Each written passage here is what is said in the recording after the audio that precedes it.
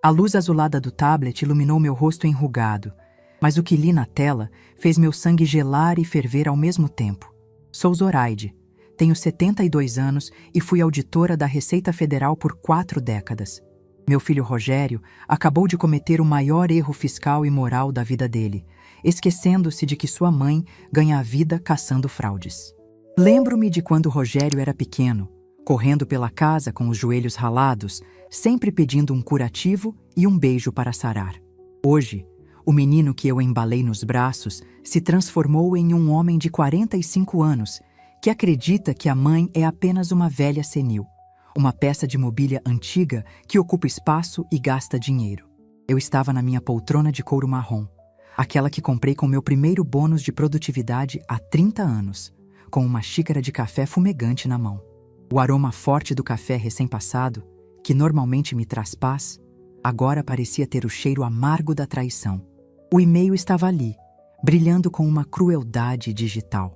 O assunto era simples: atualização. O texto, porém, era uma sentença de morte para a nossa relação de confiança. Mãe, vendi seu apartamento da praia e seu carro. O dinheiro já está na minha conta. Obrigado. Não se preocupe, vou gerir isso melhor que a senhora. Li uma vez. Li duas. Na terceira, soltei uma risada seca, sem humor nenhum, que ecoou pela sala vazia do meu apartamento em Higienópolis. Ele não apenas vendeu meus bens, ele se deu ao trabalho de me avisar por e-mail, como se estivesse notificando um cliente sobre uma mudança de política de privacidade. A arrogância de Rogério sempre foi seu calcanhar de Aquiles, mas dessa vez ele havia superado todos os limites. Ele achava que tinha vencido. Achava que por ter conseguido acesso às minhas senhas e provavelmente falsificado minha assinatura digital, o jogo tinha acabado. Fechei os olhos por um momento e respirei fundo, sentindo o ar entrar nos pulmões e acalmar as batidas descompassadas do meu coração. Não era medo. Era uma mistura de tristeza profunda e uma fúria fria, calculista, daquelas que aprendi a cultivar nos corredores das repartições públicas quando lidava com sonegadores milionários que achavam que podiam comprar a lei. Rogério sempre foi o filho problemático. Enquanto sua irmã, Clara, construiu uma vida sólida como veterinária no interior, Rogério sempre buscou o atalho, o dinheiro fácil, a aposta certeira. Foram anos pagando dívidas de jogo, financiando empresas que nunca saíram do papel e cobrindo cheques sem fundo. Eu sempre estive lá, limpando a sujeira, achando que era amor de mãe. Mas, na verdade, eu estava apenas alimentando um monstro. E agora, o monstro estava com fome e decidiu devorar a própria criadora. Levantei-me e caminhei até a janela.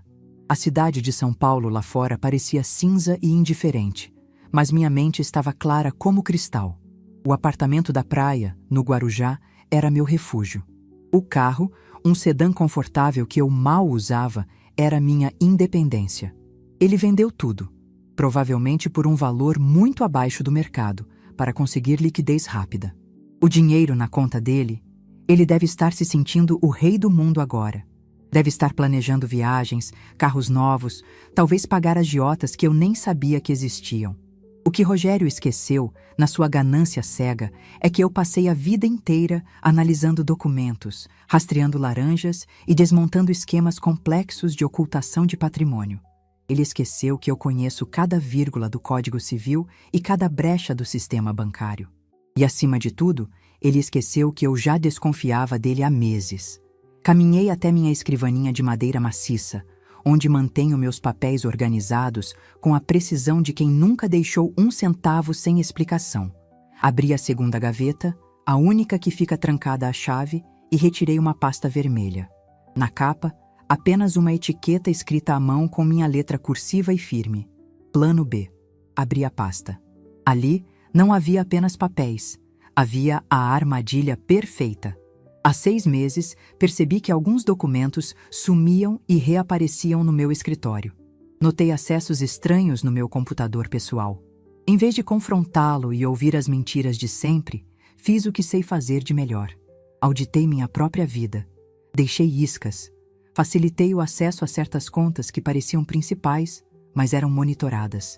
E, o mais importante, preparei um documento jurídico, registrado em cartório com fé pública, que transformava qualquer venda de bens em meu nome, sem minha presença física e biometria, em um crime de estelionato qualificado e apropriação indébita, com rastreio automático. Rogério mordeu a isca. Ele usou a procuração antiga que eu esqueci na mesa, aquela que revoguei silenciosamente há 3 semanas. Ele vendeu os bens para algum receptador ou comprador de má-fé, ou talvez um inocente que logo perderia o dinheiro, e transferiu o valor. Peguei meu celular. Meus dedos não tremiam. Disquei o número do Dr. Camargo, meu advogado e amigo de longa data, um homem que tem mais processos ganhos do que fios de cabelo na cabeça. Zoraide? A voz dele atendeu no segundo toque. Aconteceu? Aconteceu, Camargo, respondi, minha voz saindo firme, sem embargos. O e-mail chegou. Ele vendeu o apartamento do Guarujá e o carro. Diz que o dinheiro já está na conta dele. Ouvi um suspiro do outro lado da linha. Camargo conhecia Rogério desde que ele usava fraldas. Ele sabia o quanto isso me doía, mas também sabia o que precisava ser feito. Sinto muito, minha amiga. Eu torci para que estivéssemos errados sobre ele, disse o advogado com um tom de pesar genuíno. Eu também, Camargo, eu também. Mas a auditoria foi concluída. As provas são irrefutáveis. Fiz uma pausa olhando para a foto de Rogério na minha estante, sorrindo na formatura do ensino médio antes de tudo desandar. Pode executar o plano B. Acione a polícia e o bloqueio judicial, agora. Já estou protocolando o pedido de prisão preventiva e o bloqueio das contas. O delegado Matias já estava avisado, esperando apenas o flagrante material. Em 2 horas, no máximo, eles estarão lá. Obrigada, Camargo. Desliguei o telefone e coloquei-o sobre a mesa. O silêncio voltou a reinar no apartamento, mas agora ele parecia carregado de eletricidade. Sentei-me novamente na poltrona. A dor de uma mãe é algo que não se explica, se sente nas entranhas. É como se uma parte do seu corpo estivesse apodrecendo e você tivesse que amputá-la para sobreviver. Mas eu não podia me dar ao luxo de chorar agora. O choro viria depois, no travesseiro, quando ninguém estivesse olhando. Agora, eu precisava ser Zoraide, a auditora. Pensei nos detalhes. Ele disse, o dinheiro já está na minha conta. Isso significava que o crime estava consumado. Não era mais uma tentativa, era fato. O sistema bancário, que eu conheço tão bem, já havia registrado a movimentação. O que Rogério não sabia é que a conta para onde ele transferiu o dinheiro, uma conta que ele abriu em um banco digital, achando que era indetectável, já estava sendo monitorada pela minha equipe de segurança privada desde que descobri o número anotado num papel de rascunho no bolso de uma calça que ele trouxe para eu lavar na semana passada. Sim, eu ainda lavava as roupas dele às vezes. Que ironia! Olhei para o relógio na parede. O tic-tac parecia marcar o tempo restante da liberdade do meu filho. Faltavam 2 horas. Levantei-me e fui até a cozinha. Precisava de água. Minha boca estava seca. Enquanto enchia o copo, vi meu reflexo no vidro da janela. Uma senhora de cabelos brancos, pele marcada pelo tempo, vestindo um cardigã bege simples. Quem olhasse, veria apenas uma vovó inofensiva. Ninguém veria a mulher que, nos anos 90, derrubou uma quadrilha de importação ilegal apenas cruzando notas fiscais e manifestos de carga. Rogério subestimou a única pessoa no mundo que realmente o conhecia. Ele achou que o amor materno seria um escudo eterno para sua falta de caráter. Ele confundiu bondade com fraqueza. Voltei para a sala e peguei o tablet novamente. Abri o e-mail de resposta, mas não digitei nada. Não haveria aviso. Não haveria sermão. Não haveria gritos. O tempo das palavras tinha acabado. Agora era o tempo da lei. Lembrei-me de uma vez, quando Rogério tinha 10 anos e roubou um chocolate na padaria da esquina. Eu o fiz voltar lá, devolver o papel de bala vazio e pedir desculpas ao seu Manuel, o dono. Ele chorou, esperneou, disse que me odiava, mas aprendeu a lição. Ou pelo menos eu achei que tivesse aprendido. Hoje, a padaria era a vida real e o seu Manuel era o Código Penal brasileiro. O telefone tocou novamente. Era uma mensagem de texto do Camargo. Mandado expedido. Bloqueio efetivado. A viatura está a caminho do endereço dele. Senti um aperto no peito, uma pontada aguda de culpa materna que tentei reprimir. Estou fazendo isso pelo bem dele. Tentei convencer a mim mesma. Se ele continuasse solto com esse dinheiro, se destruiria em meses. Drogas, jogos, más companhias. A prisão, talvez, fosse o único lugar seguro para Rogério agora. Que pensamento terrível para uma mãe ter. O sol começou a mudar de posição, lançando sombras longas sobre o tapete persa da sala. Eu imaginava o que Rogério estaria fazendo agora. Provavelmente estourando uma garrafa de champanhe, rindo com algum amigo interesseiro, zombando da velha mãe que ficou sem carro e sem casa de praia. Mal sabia ele que o apartamento da praia estava em uma holding familiar que criei há 5 anos e que a venda que ele realizou foi feita com documentos que, juridicamente, não tinham valor real para a transferência de propriedade, mas serviam perfeitamente como prova de estelionato. Quem comprou, se não foi cúmplice, terá uma dor de cabeça enorme, mas meu patrimônio estava blindado. O carro? Tinha rastreador e bloqueador via satélite que eu podia ativar com um toque no celular. Peguei o celular e abri o aplicativo do rastreador. O carro estava parado em um bar na Vila Madalena. Típico. Ele foi comemorar antes mesmo do dinheiro esfriar na conta. Ah, Rogério, sussurrei para o nada. Você nunca aprendeu a ler as entrelinhas. O tempo passou arrastado. Cada minuto parecia 1 hora. Eu fiquei ali, sentada, imóvel, como uma estátua de vigilância. Minha mente repassava cada momento da nossa vida, tentando encontrar onde eu errei. Foi o excesso de mimos? Foi a ausência do pai que faleceu cedo demais? Ou foi simplesmente a natureza dele? Dizem que a fruta não cai longe do pé, mas às vezes a fruta rola para o esgoto e a gente não tem como segurar. De repente, o interfone tocou. O porteiro, senhor. Almeida, com sua voz rouca de sempre. Dona Zoraide? Desculpe incomodar. Tem um oficial de justiça aqui embaixo. Disse que precisa entregar uma notificação para a senhora, referente ao processo que seu advogado abriu. Pode deixar subir, senhor Almeida. Eu estou esperando. Não era a polícia na minha porta. A polícia estava indo para a porta dele. Aqui era apenas a formalização de que a máquina da justiça tinha começado a girar. Assinei o documento com a mão firme. O oficial me olhou com um misto de respeito e pena. Ele devia saber do que se tratava. A senhora está bem? Ele perguntou, hesitando na porta. Estou ótima, meu jovem. A justiça é o melhor remédio para a insônia. Respondi com um meio sorriso que não chegou aos meus olhos. Quando ele saiu, voltei para a poltrona.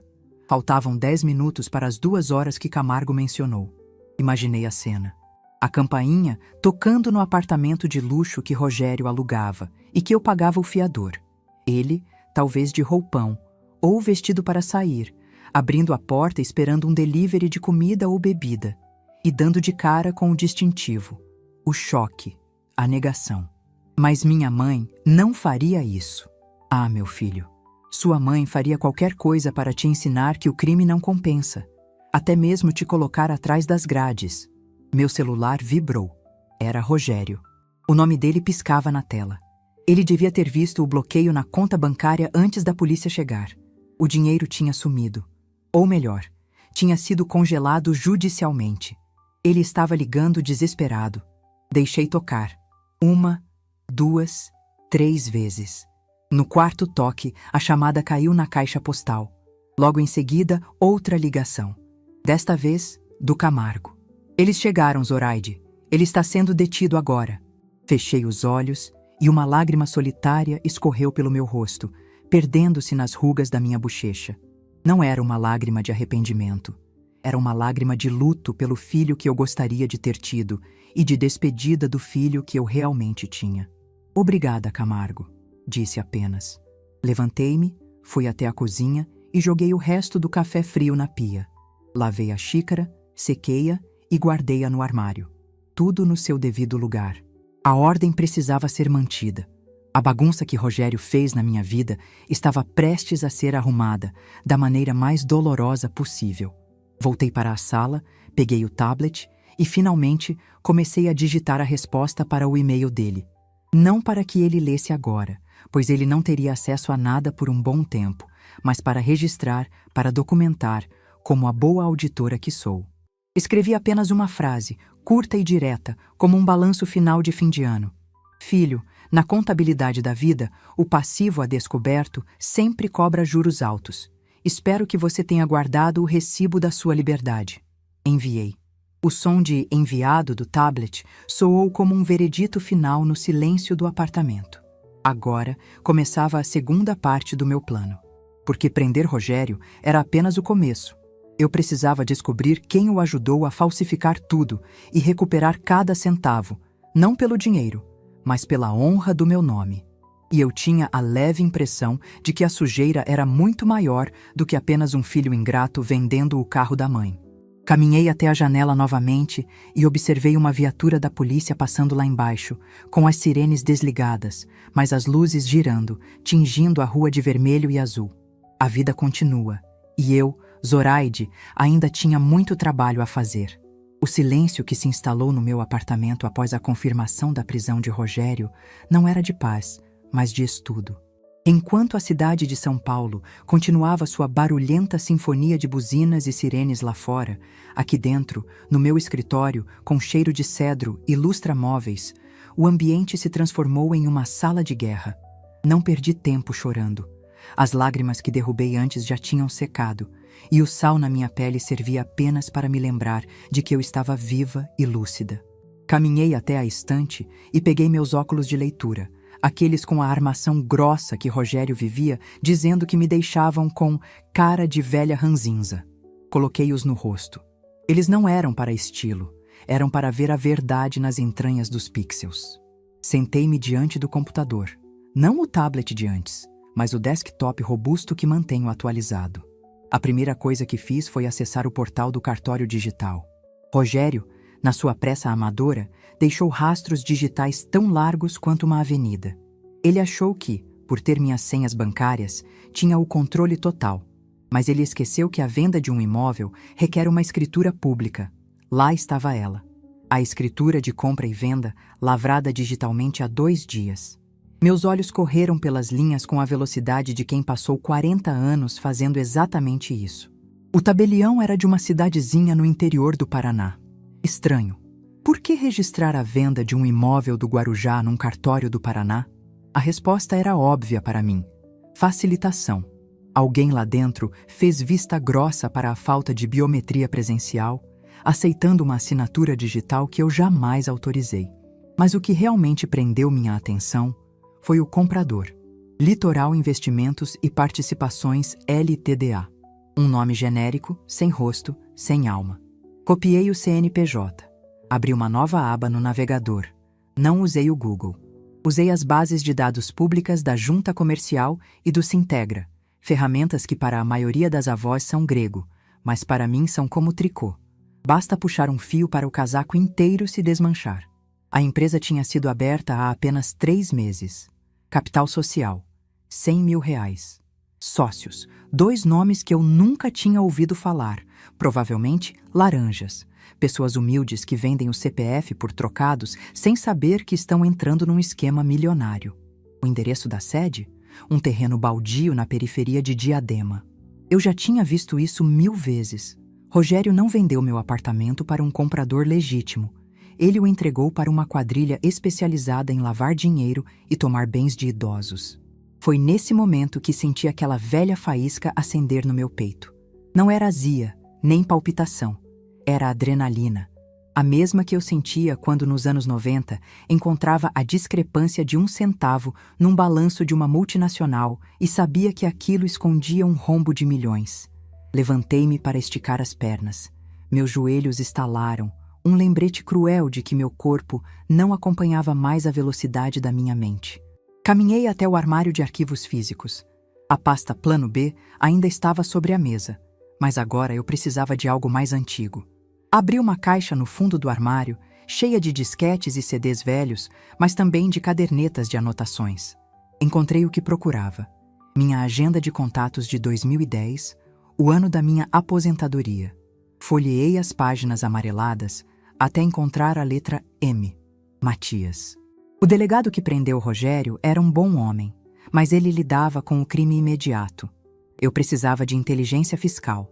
Encontrei o número de telefone de uma antiga colega, a Eunice. Ela ainda estava na ativa, chefiava o setor de inteligência financeira. Eu sabia que não podia pedir favores oficiais, mas podia pedir orientações. No entanto, hesitei. Antes de envolver terceiros, eu precisava saber a extensão do dano. Voltei ao computador e mergulhei nas contas de Rogério. Como eu tinha acesso? Simples. Anos atrás, quando ele me pediu para ser fiadora do aluguel, eu inseri uma cláusula no contrato de seguro-fiança que me dava acesso aos relatórios de solvência dele. E claro, a senha do e-mail dele era a data de nascimento da primeira namorada, algo que ele nunca mudou por pura preguiça mental. Entrei na nuvem de arquivos dele. Fotos de festas, comprovantes de apostas esportivas e lá no fundo, numa pasta chamada Projetos, uma troca de mensagens de WhatsApp exportada. Comecei a ler. Eram conversas com um tal de Beto Consultor. Beto, sua mãe nem vai perceber, R. Ela é velha. Velho só quer saber de novela e remédio. Rogério, tenho medo dela descobrir a senha do banco. Beto, relaxa. A gente transfere, lava na empresa e devolve 70% para você limpinho. Os outros 30% são meus e da papelada. O apartamento vale 800 mil. A gente passa por 400 mil na escritura para pagar menos imposto. Meu estômago revirou. Não pelo golpe, mas pela forma como falavam de mim. Velha. Inútil. Não vai perceber. Fechei os olhos e recostei na cadeira. Essa era a arma deles. A invisibilidade da velhice. Para o mundo, Zoraide é apenas a senhora que caminha devagar na praça, que demora para contar as moedas no caixa do supermercado, que pede ajuda para configurar o Wi-Fi. Eles veem os cabelos brancos, as rugas, as mãos com manchas senes e assumem automaticamente que o cérebro também está enrugado e lento. Eles não veem a Zoraide que decorou o regulamento do imposto de renda. Não veem a mulher que criou 2 filhos sozinha enquanto trabalhava 12 horas por dia auditando as maiores empresas do país. Eles confundem bondade com demência, paciência com lentidão. Levantei-me e fui até o espelho do corredor. Olhei para a minha imagem. Um cardigã bege, calças largas de tecido mole, sapatos ortopédicos.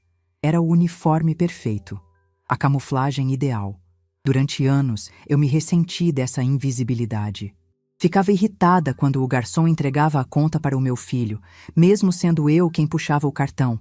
Ficava ofendida quando o gerente do banco falava comigo como se eu fosse uma criança de 5 anos. Mas agora eu via o poder nisso. Se eles acham que sou uma velhinha frágil e confusa, então serei a melhor velhinha frágil e confusa que o mundo já viu. Rogério estava preso. Mas o tal Beto e a quadrilha da Litoral Investimentos ainda estavam soltos, com a escritura do meu apartamento na mão e achando que tinham vencido. O dinheiro bloqueado na conta do Rogério era só a ponta do iceberg.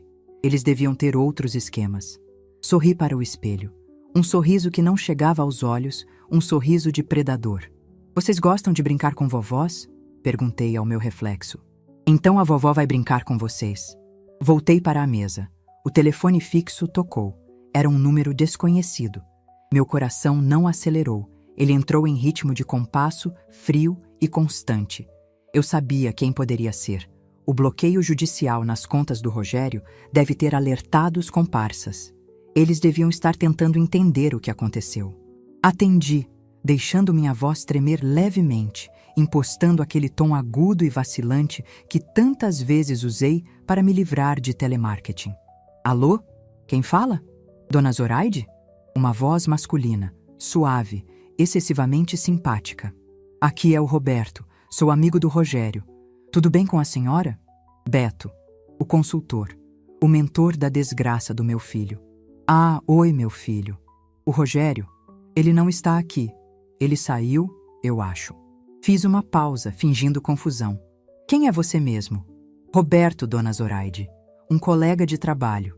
Eu estou tentando falar com ele, mas o celular não atende. Aconteceu alguma coisa? A senhora sabe onde ele está? Eu podia dizer, ele está na cadeia porque roubou minha casa com a sua ajuda, seu canalha. Mas a Zoraide, estrategista, segurou a língua da Zoraide, mãe furiosa. Ah, menino, sabe como é o Rogério. Ele saiu correndo, disse que ia resolver um negócio do banco. Ele estava tão nervoso. Eu não entendo essas coisas de banco, sabe?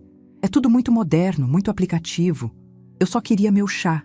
Ouvi a respiração dele do outro lado. Ele estava avaliando, testando o terreno. Entendo, dona Zoraide. Ele comentou algo sobre dinheiro? Sobre uma venda? Venda? Que venda? Forcei uma tosse seca. Ele disse que precisava pagar uma conta. Eu assinei um papel para ele outro dia, mas nem li direito, estava sem meus óculos. Será que fiz bobagem? Ai, meu Deus, minha cabeça não é mais a mesma.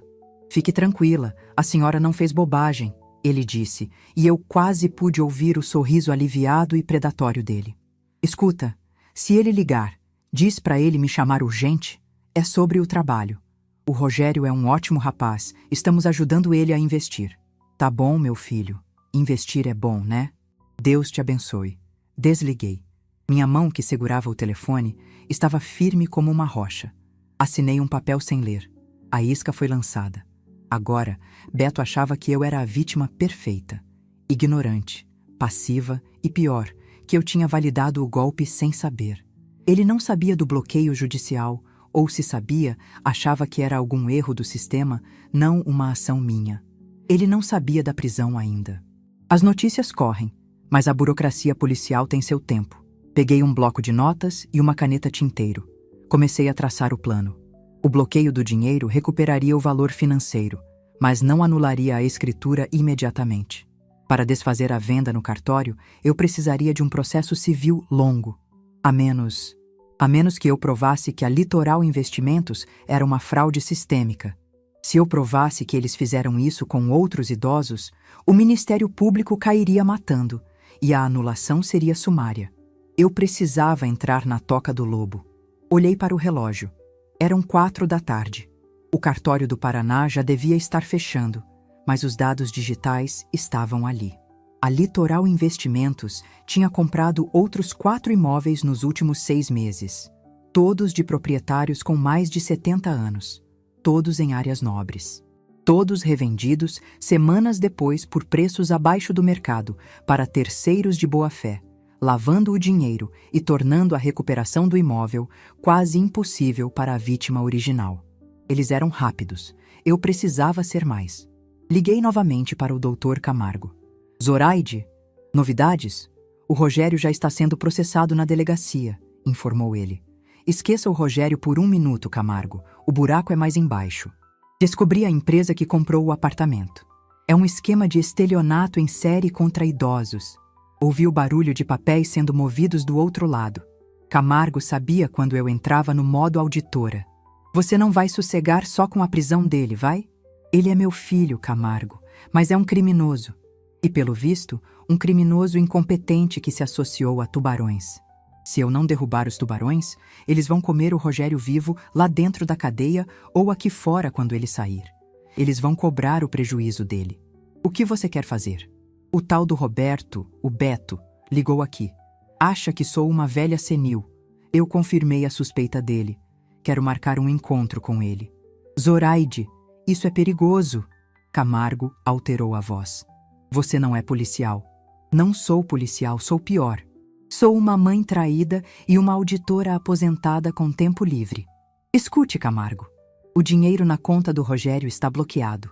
O Beto vai vir atrás de mim para tentar desbloquear ou para me fazer assinar algo que libere os bens. Eu vou deixar ele vir. Zoraide, eu preciso que você prepare uma escuta. E quero que você verifique esses 4 CPFs que vou te mandar por e-mail. São as outras vítimas. Vamos montar um dossiê que nem o Papa vai conseguir contestar. Você vai se colocar como isca. Eu já sou a isca, Camargo, sempre fui. Só que agora o anzol está na minha mão. Encerrei a chamada. A tarde caía e a sala ficava na penumbra. Eu me sentia estranhamente revigorada. Por anos, senti que minha utilidade no mundo tinha acabado quando entreguei meu crachá funcional. Sentia que era apenas uma espectadora da vida, vendo meus filhos crescerem e errarem, e o mundo mudar numa velocidade que eu não acompanhava.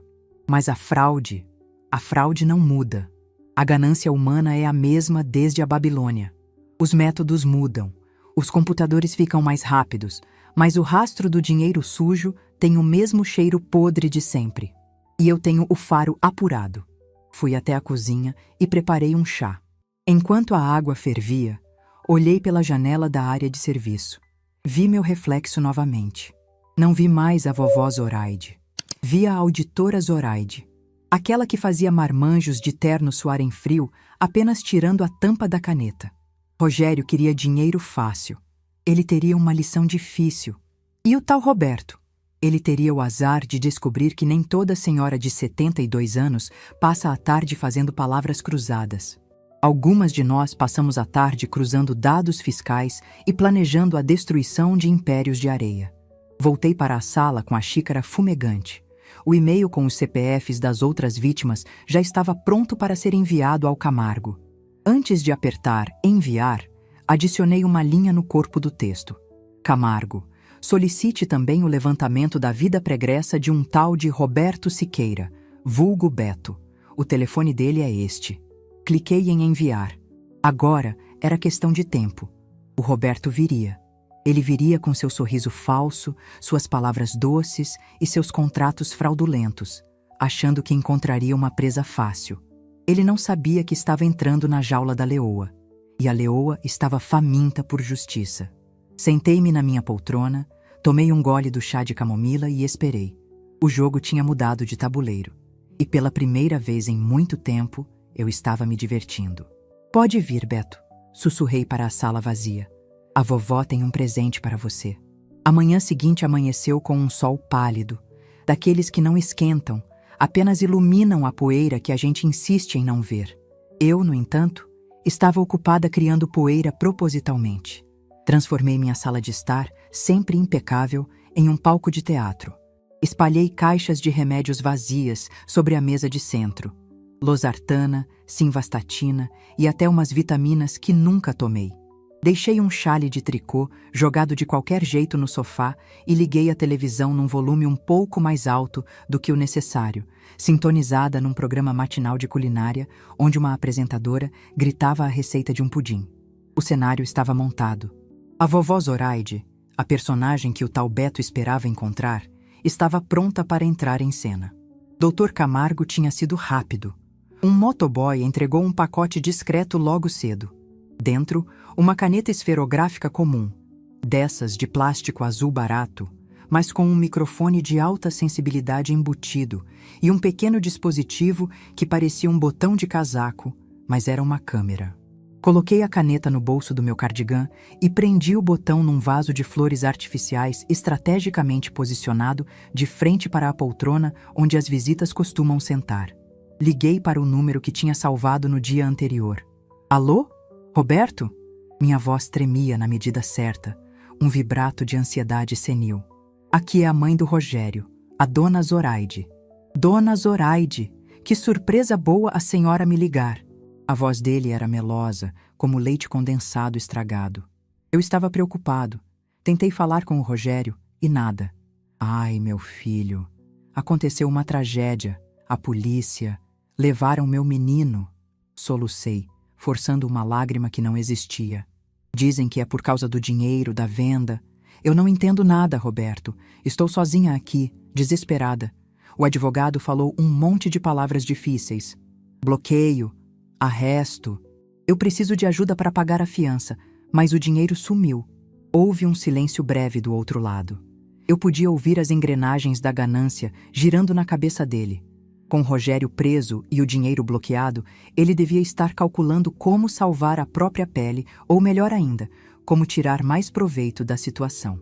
Calma, dona Zoraide. Não se aflija. Eu sou amigo do Rogério. Sou quase da família. Eu posso ir aí agora mesmo explicar tudo para a senhora, e a gente resolve isso. O bloqueio é um erro do sistema. Coisa de banco. Eu resolvo. O senhor viria?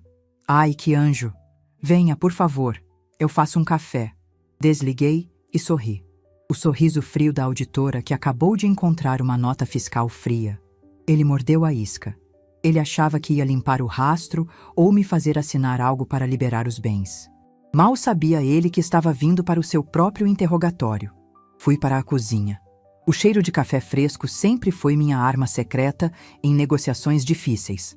Acalma os ânimos, cria uma falsa sensação de intimidade.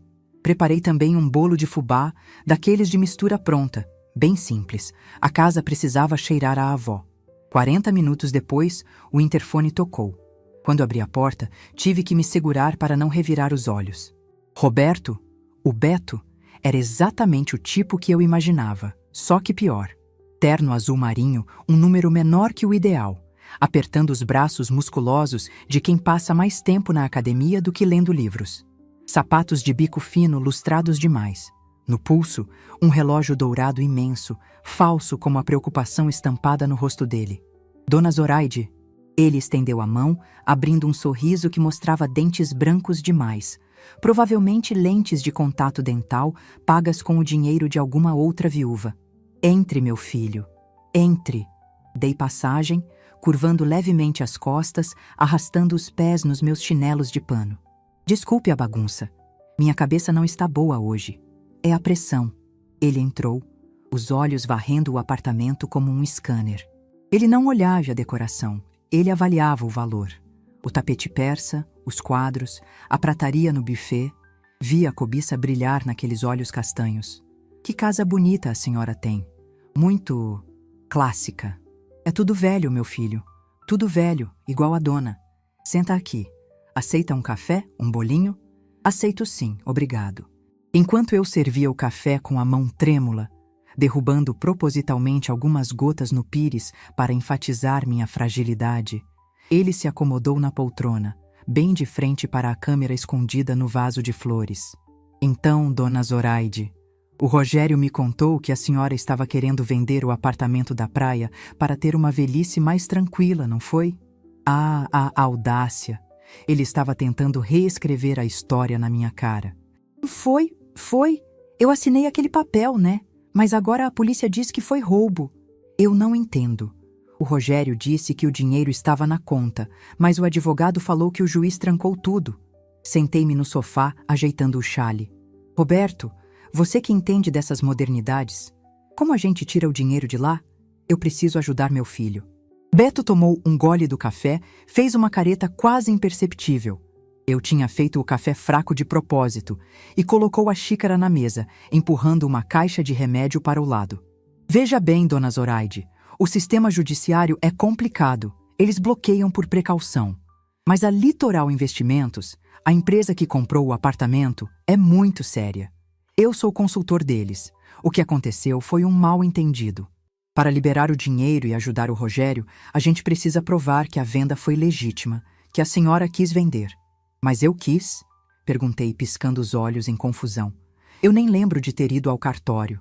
A senhora assinou digitalmente, lembra? No tablet do Rogério. Tecnologia, dona Zoraide. Facilita a vida. Ele se inclinou para a frente, invadindo meu espaço pessoal.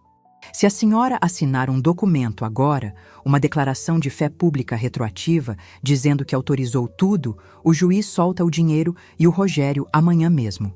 Era isso. A confissão da fraude. Ele estava admitindo que a venda anterior não tinha sustentação legal e precisava de uma validação posterior. A caneta no meu bolso captava cada sílaba. Ah, meu Deus! Só assinar? E o Rogério sai da cadeia? Sai, na hora. E o dinheiro cai na sua mão. A senhora pode até investir com a gente. Nós temos um fundo de alta rentabilidade, especial para pessoas da melhor idade. Mordi o lábio para não rir. Fundo especial para a melhor idade. O eufemismo para golpe em velhos. Investir, repeti a palavra, olhando para o nada como se estivesse acessando uma memória distante. Sabe, Roberto, o falecido meu marido, o Alberto, ele era muito desconfiado. Ele não gostava de bancos. Ele dizia que o governo toma tudo. Beto relaxou na poltrona, achando que estava no controle total da conversa. Seu marido era um homem sábio. Hoje em dia, imposto é roubo, né? É, ele deixou umas coisas para mim. Uns papéis, títulos, eu acho. Ao portador, ele dizia. Ficam num cofre antigo que eu tenho no quarto. Eu nunca mexi.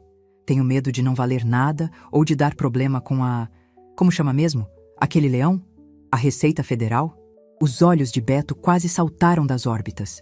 Títulos ao portador antigos. O sonho de qualquer lavador de dinheiro, pois não tem rastro nominal se forem antigos o suficiente e mal administrados. Isso, Eu tenho uma caixa cheia. O Rogério nem sabe. Se ele soubesse, já tinha gastado tudo em bobagem. Baixei o tom de voz, como se contasse um segredo. Você acha que isso vale dinheiro, Roberto? Será que dava para pagar a fiança sem mexer no apartamento? Beto passou a língua nos lábios. A ganância o cegou completamente. Ele esqueceu o apartamento por um segundo. A possibilidade de colocar as mãos em títulos não rastreados era muito mais tentadora. Dona Zoraide, a voz dele ficou rouca. Títulos ao portador são muito valiosos, mas são complicados de trocar. Precisa de gente especializada. Eu posso dar uma olhada para a senhora. Avaliar, sem compromisso. Ah, você faria isso? Levantei-me com dificuldade apoiando no braço do sofá. Mas eu não sei. O Alberto dizia que era perigoso mostrar para estranhos. Eu não sou estranho, sou amigo do Rogério. Estou aqui para ajudar. Se esses títulos forem bons, a gente resolve a vida da senhora e do seu filho hoje mesmo. A gente troca isso por dinheiro vivo, sem passar pelo banco, sem bloqueio de juiz nenhum. Bingo. Evasão de divisas, lavagem de dinheiro, operação financeira não autorizada. Tudo gravado. Sem passar pelo banco? Perguntei, inocente. Mas isso pode? Não tem que pagar o imposto? Dona Zoraide? Ele sorriu, um sorriso cúmplice e condescendente. O que os olhos não veem, o bolso não sente. A gente tem umas empresas, uns parceiros. A Litoral faz isso direto. A gente compra o ativo, joga no balanço de uma empresa que dá prejuízo para abater e tira o dinheiro limpo do outro lado. É engenharia financeira. Coisa chique. Engenharia financeira. Eu conhecia aquilo como crime contra a ordem tributária, artigo 1º da Lei 8.137. E ele tinha acabado de me dar o mapa da mina. Usavam empresas deficitárias para lavar os ativos. Nossa, Roberto, você é muito inteligente. O Rogério sempre falou que você era o cérebro, que ele só, como ele disse, só assinava os papéis. Beto riu, uma risada arrogante. O Rogério é um bom rapaz, mas é meio limitado. Ele se desespera fácil. Eu que montei a estrutura da venda do seu apartamento. Se dependesse dele, ele ia tentar vender para a imobiliária da esquina e iam pedir certidão negativa, ia travar tudo. Eu joguei direto para nossa holding. Vapt-vupt. Eu tinha tudo. A confissão da autoria intelectual, o modus operandi, a admissão de que Rogério era um peão. Mas eu queria mais um prego no caixão dele. Caminhei até a estante e peguei um livro antigo, grosso, de capa de couro. Eu não vou abrir o cofre agora porque perdi a chave. Está em algum lugar nessa bagunça. Mas eu anotei os números dos papéis aqui. Abri o livro e tirei uma folha de papel onde eu tinha escrito uma sequência aleatória de números e siglas que pareciam códigos de títulos da dívida agrária da década de 80. Entreguei a ele. Beto pegou o papel como se fosse um bilhete premiado da loteria. TDA, Série Z, 1988. Ele murmurava, fingindo entender, mas eu via que ele não sabia exatamente o que era, apenas que parecia coisa de rico antigo. Isso parece muito promissor, Dona Zoraide, muito promissor. Você leva esse papel, vê quanto vale. Se valer bastante, a gente negocia, tá bom? Mas primeiro, fiz uma pausa, mudando levemente o tom. Endireitei as costas, apenas 1 milímetro, e olhei fixamente para ele por cima dos óculos. Primeiro, eu preciso ter certeza de que essa sua empresa, a Litoral, não tem pendências no Cadim. Sabe como é? Meu marido dizia que empresa com nome sujo no cadastro federal não serve para negócio. Beto congelou por 1 segundo. A menção ao Cadim, Cadastro Informativo de Créditos Não Quitados do Setor Público Federal, não era algo que uma velhinha senil que assiste programas de culinária costuma soltar numa conversa casual. Era um termo técnico específico. Ele me olhou, procurando algum sinal de lucidez perigosa. Eu mantive a expressão vazia, a boca levemente entreaberta, a mão tremendo no chale. Cadim, ele repetiu, testando a palavra. Onde a senhora ouviu isso? Ah, foi na novela, respondi rapidamente, abrindo um sorriso bobo. Aquele vilão, o comendador, ele falou que estava no Cadim e não podia viajar para Paris. Eu achei a palavra engraçada. Cadim, Cadim. Parece bocadinho, né? Beto soltou o ar, aliviado. O desprezo voltou ao rosto dele. Ele achou que foi coincidência. Ah, sim, novela. Não se preocupe, dona Zoraide. A litoral é limpa. Limpa como água de rocha. Eu vou verificar esses números e volto amanhã. Mas preciso que a senhora assine aquela declaração da venda do apartamento para eu adiantar o processo do Rogério. Ele tirou um papel do bolso interno do paletó. Claro, meu filho. Onde eu assino? Peguei a caneta dele, ignorando a minha no bolso. Li o documento rapidamente. Era uma confissão de dívida e uma ratificação de venda. Se eu assinasse aquilo, estaria abrindo mão do meu apartamento legalmente. Assinei. Mas não assinei Zoraide. Fiz um garrancho tremido que vagamente lembrava meu nome, mas omiti propositalmente a última letra e mudei a inclinação da caligrafia. Para um perito grafotécnico, aquilo seria uma assinatura sob coação ou falsificada, nunca legítima. Mas para Beto, parecia a vitória. Pronto! Ele recolheu o papel, triunfante. A senhora acabou de salvar o Rogério. Vou correr para o fórum. E vou ver esses títulos. A senhora é uma mina de ouro, dona Zoraide. Vai com Deus, meu filho. Traz o Rogério de volta para mim. Acompanhei-o até a porta. Ele saiu quase saltitando, o passo leve de quem acha que enganou o mundo. Fechei a porta. Tranquei as duas fechaduras. Passei a corrente. O silêncio voltou ao apartamento. Caminhei até o sofá, tirei a caneta do bolso e coloquei sobre a mesa. Tirei os chinelos de pano e calcei meus sapatos de couro confortáveis. Arrumei a postura. A vovó Zoraide tinha saído de cena. A auditora estava de volta. Olhei para a folha de papel onde anotei os títulos.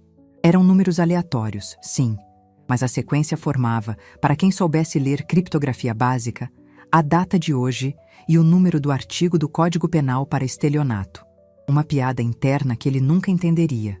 Peguei meu celular e disquei para Camargo. Ele acabou de sair, disse minha voz firme e clara. Tenho a confissão gravada. Ele admitiu a lavagem de dinheiro, a estrutura da empresa de fachada e a autoria intelectual do golpe no apartamento. E ainda tentou me aliciar para evadir divisas com títulos falsos. Você é incrível, Zoraide. Camargo riu do outro lado, um riso nervoso e admirado. O áudio está bom? Cristalino. Ele fala alto quando acha que está ganhando. Ah, e ele pegou uma assinatura minha num documento de ratificação. Avise o perito que usei a variante delta na grafia. Aquela assinatura é nula. Vou avisar. E agora? Mandamos a polícia atrás dele? Ainda não. Caminhei até a janela e vi Beto entrando no carro dele lá embaixo, um SUV preto importado. Ele disse que ia verificar os títulos e voltar amanhã. Vamos deixar ele trabalhar para nós. Ele vai levar esses números para o doleiro dele ou para o sócio oculto. Quero que a sua equipe siga o carro dele agora. Ele vai nos levar direto para o cofre principal da quadrilha. Zoraide, isso é arriscado. A polícia devia fazer isso. A polícia precisa de mandado, burocracia, plantão. Sua equipe privada é mais rápida. Siga-o. Descubra onde é o escritório de verdade, não aquele terreno baldio em Diadema.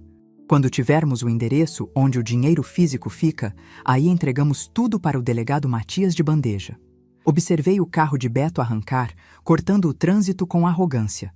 Ele achava que estava dirigindo rumo à sua fortuna.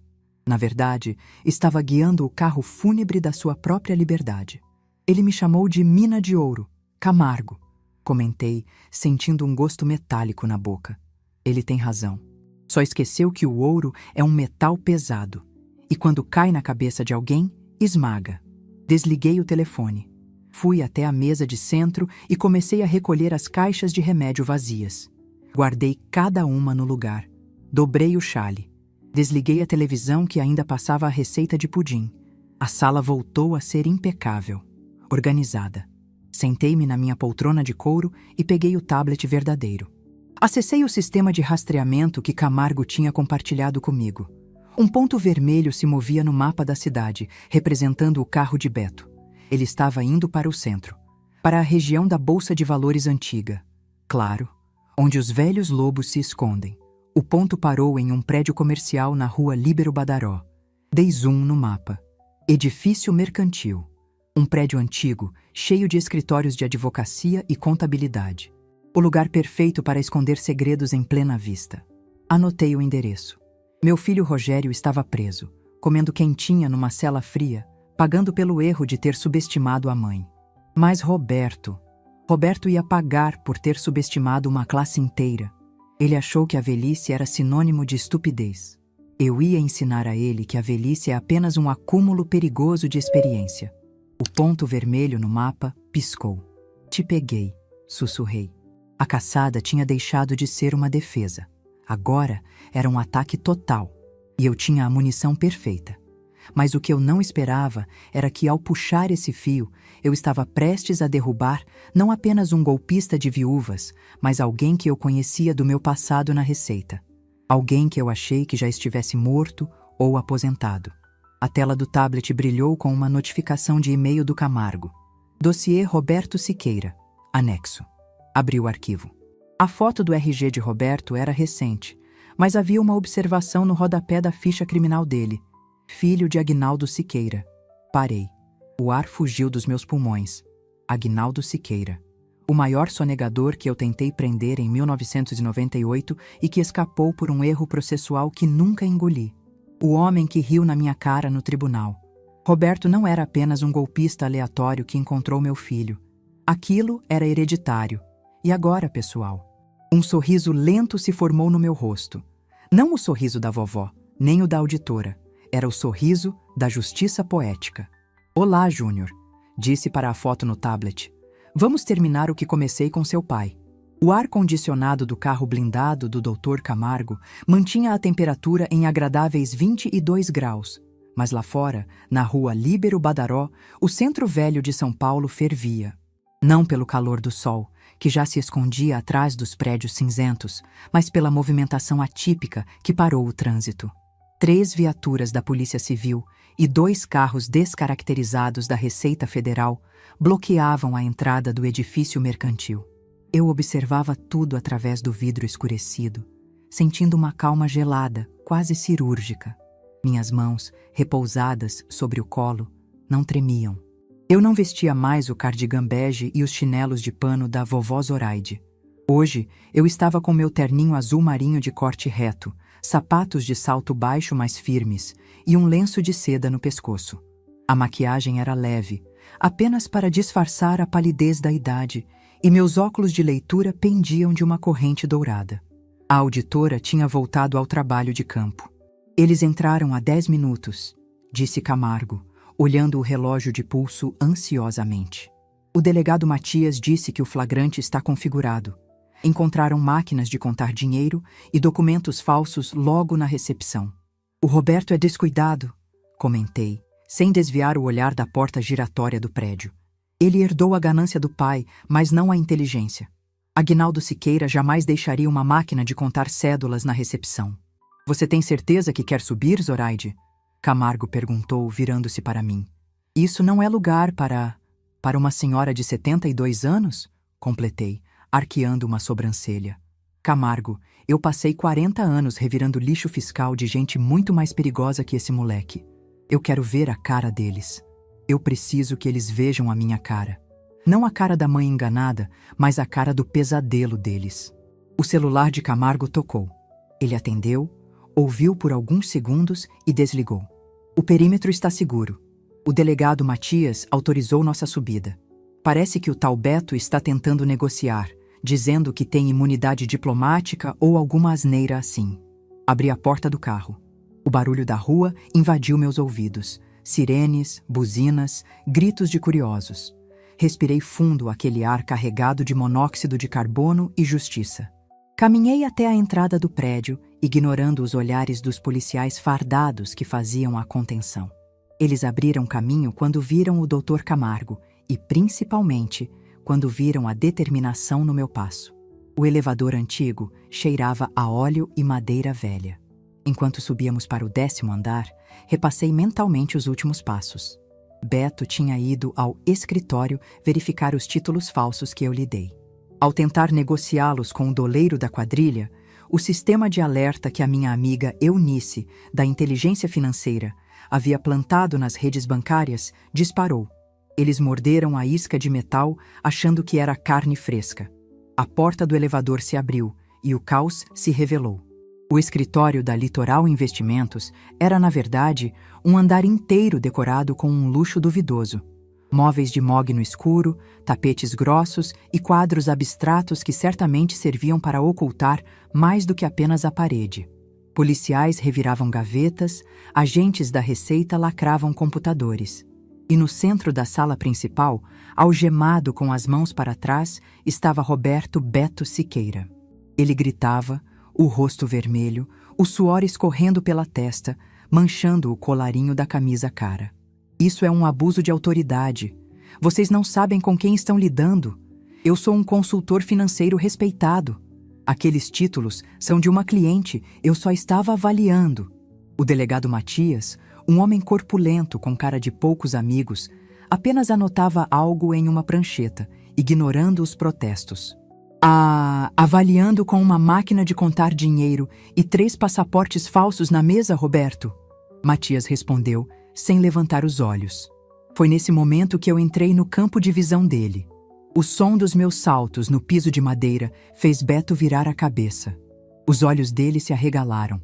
Por um segundo, vi a confusão. Ele procurava a velhinha frágil, curvada, com o chale de tricô e a voz trêmula. O que ele viu foi uma mulher ereta, com o queixo levantado e um olhar que poderia cortar vidro. Dona Zoraide? Ele gaguejou, a arrogância vacilando. Dona Zoraide, graças a Deus, fala para eles. Fala que a senhora me deu os papéis para avaliar. Fala que a senhora assinou a venda do apartamento. Eles estão dizendo que eu roubei a senhora. Caminhei lentamente até ficar a 2 metros dele. Parei. Olhei para ele como quem olha para uma barata que acabou de ser virada de barriga para cima. Eu não estou vendo nenhuma Dona Zoraide aqui, Roberto. Disse, minha voz saindo clara, firme, sem nenhum traço daquela fragilidade encenada. Aqui, você está falando com a auditora Zoraide. E pelo que vejo, sua avaliação dos meus títulos foi tão competente quanto sua avaliação da minha pessoa. Beto piscou, tentando processar a mudança. O quê? Mas a senhora estava confusa. O cadim, a novela acabou, meu filho. Interrompi, com um sorriso seco. E o final não é feliz para o vilão. Aqueles números que eu te dei, se você tivesse prestado atenção nas aulas de direito, saberia que formam a data de hoje e o artigo 171 do Código Penal. Estelionato. Eu te dei a sua própria sentença por escrito, e você correu para tentar descontá-la. O sangue drenou do rosto dele. A boca abriu e fechou, mas nenhum som saiu. Dr. Camargo se aproximou, entregando uma pasta preta para o delegado Matias. Delegado, aqui estão as provas complementares. A gravação da confissão dele na casa da minha cliente, onde ele admite a lavagem de dinheiro através de empresas deficitárias, e o laudo grafotécnico preliminar da assinatura que ele coagiu Dona Zoraide a fazer ontem. Assinatura falsa. Beto gritou tentando recuperar o controle. Ela assinou na minha frente. Eu tenho o papel. Você tem um papel rabiscado. Corrigi, calmamente. Eu usei minha assinatura variante delta. A última perna do Z e a inclinação do E final são específicas para documentos assinados sob coação ou para invalidar contratos. Está registrado em cartório há 20 anos como medida de segurança. Qualquer perito vai confirmar que aquela assinatura grita fraude para quem sabe ler. Beto olhou para mim com um ódio puro, visceral. Ele percebeu que não tinha sido apenas pego, ele tinha sido humilhado intelectualmente por alguém que ele desprezava. Sua velha maldita. Você armou tudo. O Rogério, seu próprio filho, está na cadeia. E o Rogério está onde precisa estar para aprender que dinheiro fácil custa caro, respondi, sentindo uma pontada no peito, mas mantendo a postura. Ele vai pagar pelo que fez, mas ele é um amador. Você, Roberto, você é um predador. E predadores precisam ser enjaulados. De repente, uma porta pesada de madeira no fundo do escritório se abriu. Um policial saiu de lá, empurrando uma cadeira de rodas. Nela estava um homem muito magro, com uma cânula de oxigênio no nariz, mas com os olhos ainda vivos e maldosos. Aguinaldo Siqueira. O tempo tinha sido cruel com ele, mas eu reconheceria aquele olhar em qualquer lugar. Ele segurava uma pasta de couro contra o peito como se fosse um escudo. O que está acontecendo aqui? A voz de Aguinaldo era um chiado fraco, mas autoritário. Ele varreu a sala com os olhos até parar em mim. O choque foi imediato. Ele tentou se endireitar na cadeira, mas o corpo não obedeceu. Zoraide, ele sussurrou. A cadela da receita. Sorri. Um sorriso genuíno desta vez. Olá, Aguinaldo. Faz tempo. Desde 1998, se não me falha a memória. Aquele processo da importadora de eletrônicos, lembra? Você fugiu para o Paraguai antes que eu pudesse executar o mandado. Meu pai não tem nada a ver com isso! Beto gritou, debatendo-se nas algemas. Ele é doente. Ele é o sócio oculto de todas as suas empresas de fachada, Roberto. Retruquei, tirando um tablet da bolsa e mostrando o organograma que eu tinha montado na noite anterior. A Litoral Investimentos é controlada por uma holding no Panamá, cujos beneficiários finais são vocês dois. Eu segui o dinheiro, Aguinaldo. O dinheiro sempre deixa rastro, e você na velhice ficou desleixado. Usar o mesmo contador para a lavagem e para pagar o plano de saúde? Erro de principiante. Aguinaldo olhou para o filho com desprezo. Eu te disse para não mexer com a família dela, seu imbecil. Aguinaldo sibilou para Roberto. Eu te disse que o nome Zoraide me dava calafrios, mas você achou que era esperto. Achou que ia roubar a aposentadoria de uma auditora fiscal. Ela parecia uma velha gagá, pai. Beto defendeu-se patético. E é exatamente por isso que vocês perderam. Interrompi, dando um passo à frente, dominando o espaço entre os dois. Porque vocês olham para uma mulher de cabelos brancos e veem apenas uma vítima. Vocês veem rugas e pensam em fraqueza. Vocês não entendem que essas rugas são cicatrizes de batalhas que vocês nem sonhariam em lutar. Aproximei-me de Aguinaldo. Ele recuou na cadeira de rodas, como se eu fosse bater nele. Em 1998, você riu da minha cara porque a lei tinha brechas. Hoje, Aguinaldo, eu costurei cada brecha. O dossiê que o Dr. Camargo entregou ao delegado tem conexões com as outras 4 vítimas idosas que vocês roubaram. Tem os fluxos de caixa, tem os nomes dos laranjas. Não vai ter fiança, não vai ter habeas corpus. Vocês vão passar o resto dos seus dias explicando para o juiz federal como transformaram o suor de aposentados em carros de luxo. O delegado Matias pigarreou. Dona Zoraide, com todo respeito, preciso levar os detidos. Mas devo dizer, nunca vi uma instrução probatória chegar tão pronta na minha mesa. A senhora fez o trabalho de 6 meses em 48 horas. O tempo é relativo quando se tem motivação, delegado, respondi, ajeitando meu lenço. Os policiais começaram a arrastar Beto para fora. Ele não gritava mais. Ele chorava. Um choro feio, de criança mimada que teve o brinquedo quebrado. Aguinaldo foi levado logo atrás, praguejando baixinho, olhando para mim com um misto de ódio e, surpreendentemente, respeito. O respeito que um general derrotado tem pelo estrategista que o venceu. Quando a sala ficou vazia, exceto por mim, Camargo e alguns agentes que recolhiam evidências, senti o peso do cansaço cair sobre meus ombros. A adrenalina estava baixando e a realidade voltava. Caminhei até a janela do escritório. Lá embaixo, as luzes da cidade começavam a acender. Vi Beto e Aguinaldo serem colocados nas viaturas. As sirenes ligaram, tingindo a rua de vermelho intermitente. Acabou, Zoraide, disse Camargo, colocando a mão gentilmente no meu ombro. Você conseguiu. Recuperamos o apartamento, o carro e desmontamos a quadrilha inteira. O apartamento e o carro são coisas, Camargo. Coisas a gente compra, vende, perde e ganha. Respondi, olhando para o horizonte de concreto. O que eu recuperei hoje foi algo que o Rogério tentou me tirar e que o Roberto tentou pisotear. Minha dignidade, minha relevância. E o Rogério? Ele perguntou, hesitante. O delegado disse que, com a colaboração premiada que podemos negociar entregando o esquema do Beto, talvez consigamos reduzir a pena dele. Ele foi cúmplice, mas também foi vítima da manipulação deles. Fechei os olhos por um momento. A imagem do meu filho pequeno, com o joelho ralado, veio à minha mente. Depois, a imagem dele adulto, vendendo meus bens pelas minhas costas. As 2 imagens doíam, mas de formas diferentes. Não tenha pressa com o Rogério, Camargo, disse, virando-me para ele. Deixe-o lá por uns dias. Deixe-o sentir o frio da cela e o peso das escolhas. Se eu tirá-lo agora, ele vai achar que a mamãe sempre resolve tudo. Ele precisa entender que foi a auditora Zoraide quem resolveu isso, não a mamãe que faz bolo de fubá. Quando eu for visitá-lo, quero que ele olhe para mim e veja a mulher que derrubou o Siqueira, não a velha que ele tentou enganar. Olhei ao redor da sala luxuosa, agora revirada e vazia de poder. A placa dourada na mesa de Beto dizia: Diretor Executivo. Peguei a placa e a joguei na lixeira de metal com um clangor satisfatório. Vamos embora, Camargo. Tenho um e-mail para terminar de escrever. E preciso passar no mercado. O show da vovó Zoraide acabou, mas amanhã eu ainda tenho que fazer fisioterapia. A vida continua. Saímos do escritório. Enquanto o elevador descia, senti uma leveza que não sentia há anos.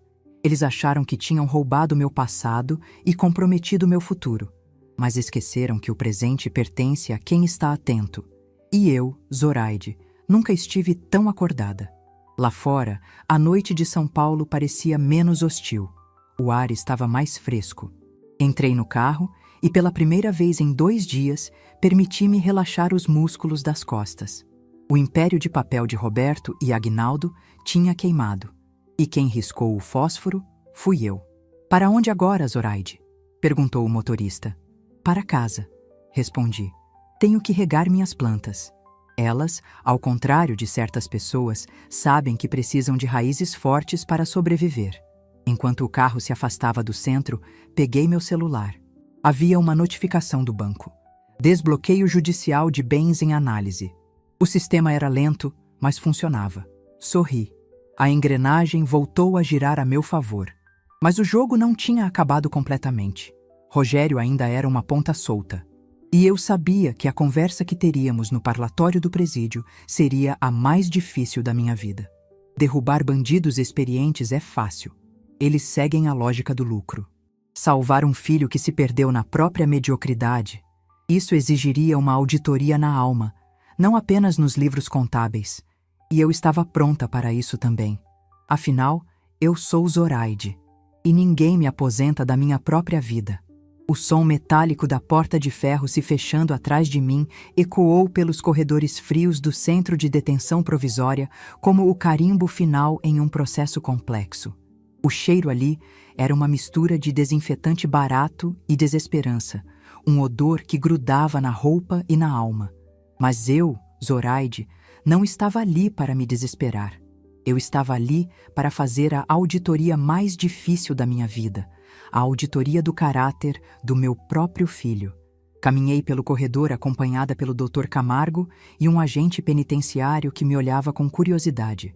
Eu não vestia roupas pretas de luto, nem tinha os olhos inchados de chorar. Eu usava meu melhor conjunto de linho claro e segurava minha bolsa com firmeza. Aos 72 anos, aprendi que a postura define como o mundo te trata. Se você anda curvada, o mundo monta nas suas costas. Se você anda ereta, o mundo abre passagem. Entramos no parlatório. Do outro lado do vidro blindado, Rogério. A visão dele fez meu coração de mãe falhar uma batida, mas a Zoraide auditora manteve o rosto impassível. Ele estava sem fazer a barba há 3 dias, com olheiras profundas e vestindo o uniforme bege do sistema prisional que parecia 2 tamanhos maior que ele. Quando me viu, ele se encolheu. A arrogância, aquela certeza de que o mundo lhe devia algo, tinha evaporado.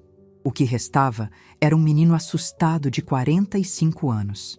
Ele pegou o interfone com a mão trêmula. Eu fiz o mesmo, calmamente.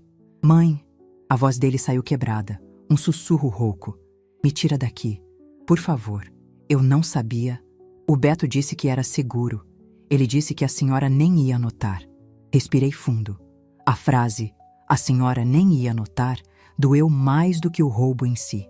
Era a confirmação de que ele me via como uma peça descartável no tabuleiro da vida dele. Eu notei, Rogério, respondi, minha voz firme ecoando no pequeno aparelho. Eu notei quando você pegou minhas senhas.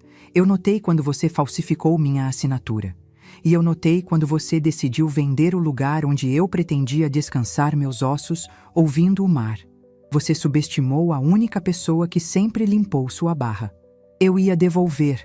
Ele choramingou, as lágrimas escorrendo. Era um investimento. O Beto prometeu dobrar o capital em 3 meses. Eu ia comprar uma casa maior para a senhora. Pare de mentir para si mesmo. Cortei seca. O Beto e o pai dele, o Agnaldo, usaram você como mula. Você era o laranja, Rogério.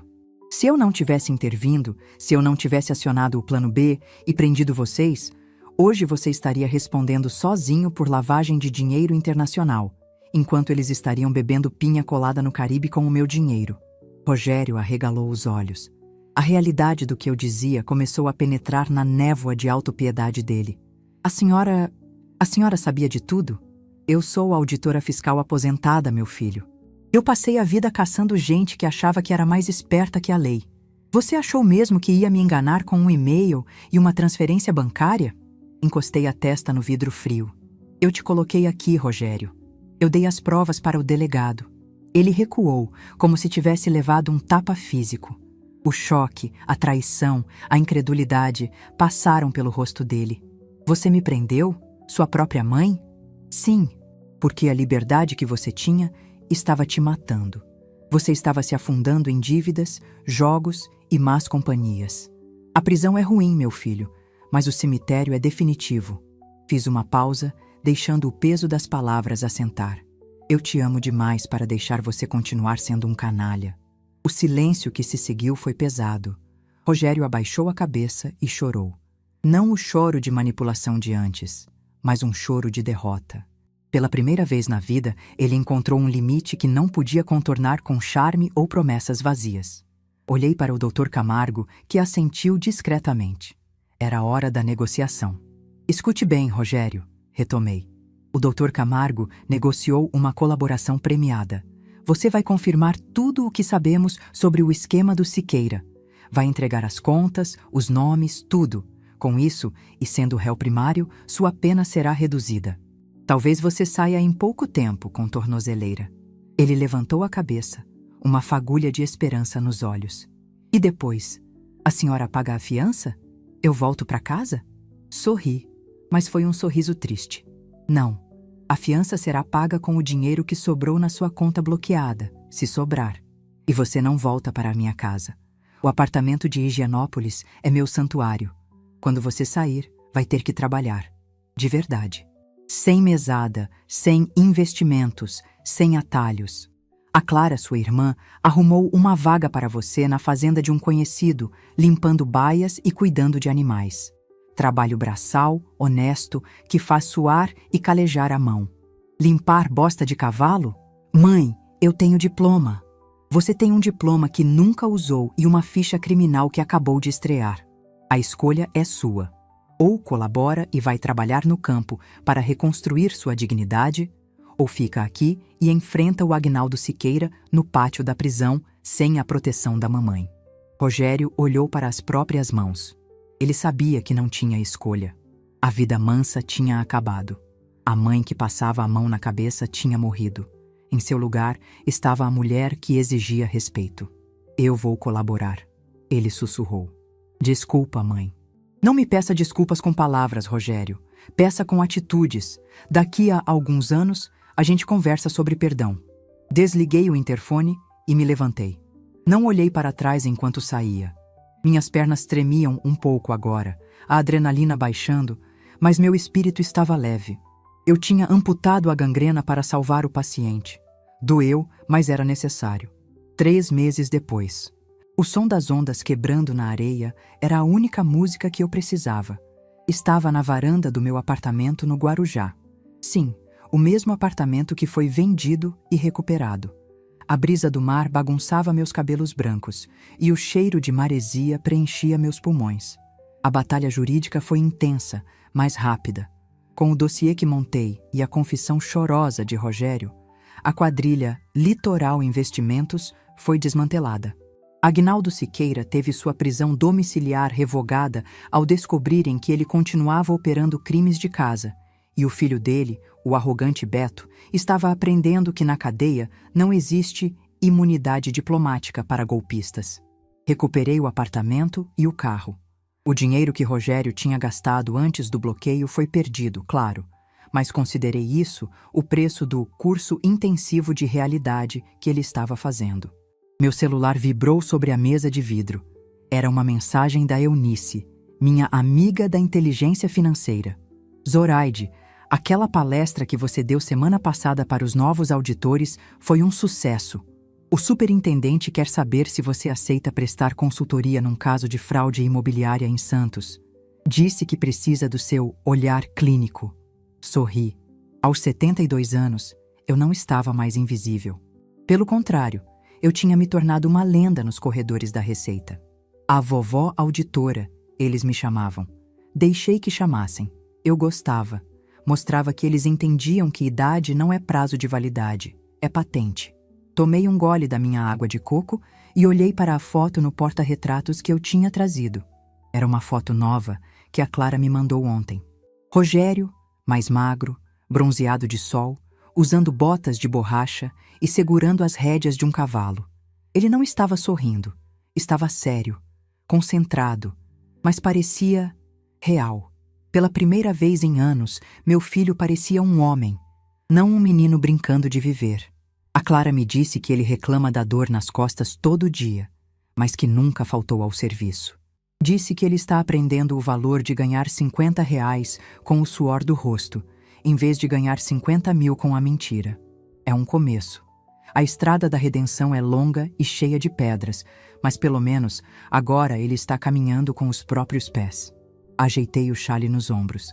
A tarde caía, pintando o céu de laranja e roxo. Pensei em quantas mulheres da minha idade estão agora sentadas em poltronas, sendo tratadas como crianças, assinando papéis sem ler, confiando cegamente em parentes que só veem cifrões em vez de afeto. A sociedade nos treina para sermos dóceis na velhice. Nos dizem para descansar, para não nos preocuparmos, para deixar que os jovens resolvam. Que grande mentira! Os jovens têm a energia, é verdade, mas nós temos o mapa.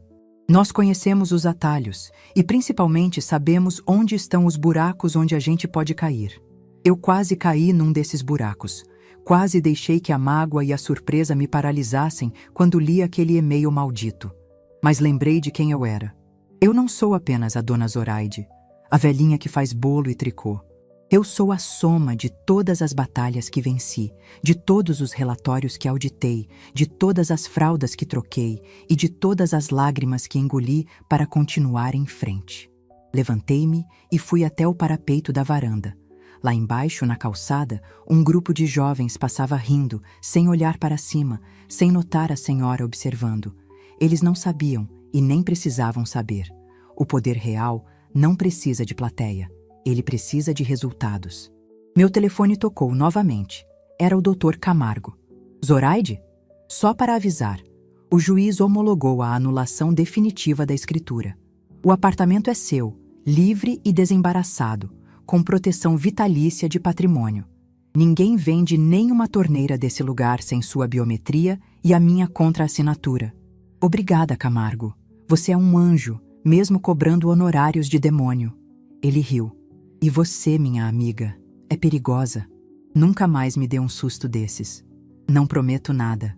A vida é cheia de surpresas e eu pretendo estar pronta para todas elas. Desliguei. A noite chegou, trazendo as luzes dos navios no horizonte. Senti uma paz profunda, daquelas que só vêm depois da tempestade.